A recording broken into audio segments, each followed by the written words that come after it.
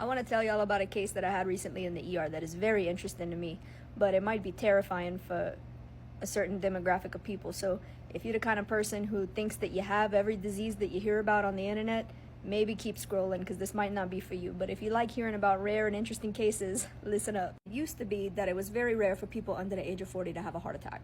And still to this day, some doctors will hear that a person having chest pain is under the age of 40 and just say, okay, well, let's just get an EKG and send them home. Don't do that, guys. Don't do that, because the recent data shows that about 1 in 5 heart attacks is actually now occurring in people under the age of 40. Now, this case isn't as straightforward as a simple heart attack. It's much more complicated than that. But there is a possibility that the cardiologist could have blown off his symptoms when I called them based on the patient's age, because this patient was in his late 30s. And I'm just glad that the cardiologist actually listened and did something, because it saved the patient's life.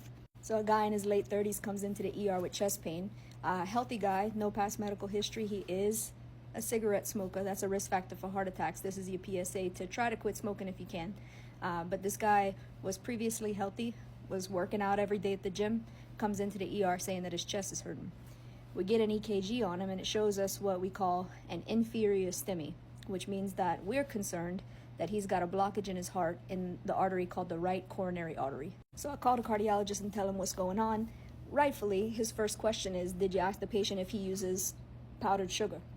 Because if you don't know, using powdered sugar can give you chest pain and also make changes on your EKG that can look like a heart attack.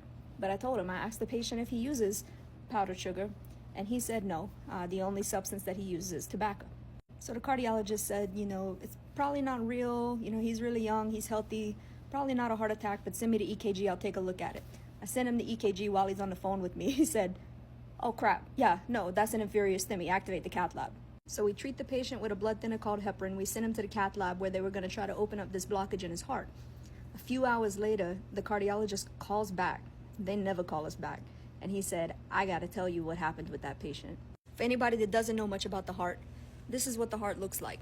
It has these blood vessels on the outside that we call the coronary arteries. And when you have a heart attack, these are the arteries that we're talking about being blocked. You got your left main up here, your left circumflex, you got your left anterior descending. On this side, you have one that's called your right coronary artery. And that's the one that we're talking about whenever we talk about an inferior STEMI. This is the one that we're worried about being blocked. So in the cath lab, the cardiologist checked all of those arteries on this patient. All the other ones that were on this side looked fine. Then he got over to the right coronary and he found a surprise. This patient had something called a coronary artery aneurysm. So instead of being pretty and thin blood vessels like they are right here, his coronary had a big